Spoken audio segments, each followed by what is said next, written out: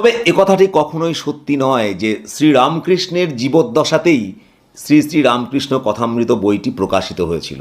আসলে শ্রীরামকৃষ্ণের প্রয়াণের প্রায় 16 বছর পরে বইটির প্রথম খণ্ড প্রকাশিত হয়েছিল।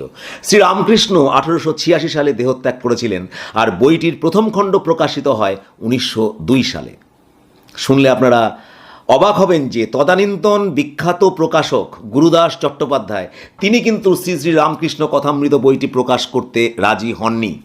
এমনকি বসুমতী প্রকাশনার উপেন মুখোপাধ্যায় তিনিও কিন্তু বইটি প্রকাশ করতে বিন্দুমাত্র আগ্রহ দেখাননি। তা বিভিন্ন প্রকাশকের দরজায় বারবার প্রত্যাখ্যাত হয়ে শ্রীম সিদ্ধান্ত নিলেন যে তিনি নিজের গাঁটের পয়সা খরচ করে নিজেই বইটি প্রকাশ করবেন। অবশেষে 1902 সালে শ্রী শ্রী রামকৃষ্ণ কথামৃতের প্রথম খণ্ড প্রকাশিত হলো। এরপর সাফল্যের সাথে দ্বিতীয় খণ্ড প্রকাশিত হলো 1904 সালে, তৃতীয় খণ্ড প্রকাশিত হয় 1908 সালে, চতুর্থ খণ্ড প্রকাশিত হয় 1910 সালে। এরপর প্রায় 22 বছরের মাথায় শেষ খণ্ড প্রকাশিত হয় 1932 সালে।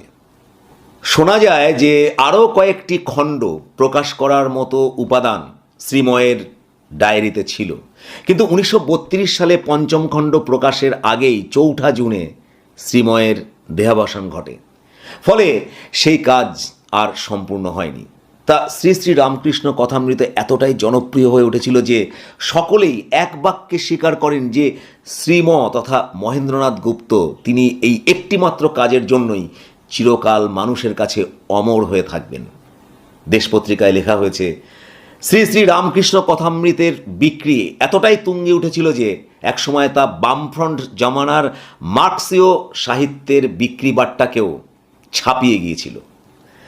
বস্তুত আজও অনেকে মনে করেন যে সারা ভারতবর্ষ জুড়ে ধর্মগ্রন্থ গীতা, তারপরেই এই শ্রী শ্রী রামকৃষ্ণ কথামৃতের স্থান, অর্থাৎ গ্রন্থটি প্রায় গীতার সমান মর্যাদা সম্পন্ন। তবে এই লক্ষ কোটি মানুষের পৃথিবীতে কোনো কিছুই সমালোচনার ঊর্ধ্বে নয়। স্বয়ং স্বামী বিবেকানন্দ এই বই প্রসঙ্গে শ্রীম ওরফে মহেন্দ্রনাথ গুপ্তকে লিখেছিলেন, কেউ অভিশাপ দেবে, কেউ পুরস্কার দেবে কথামৃত পড়ে।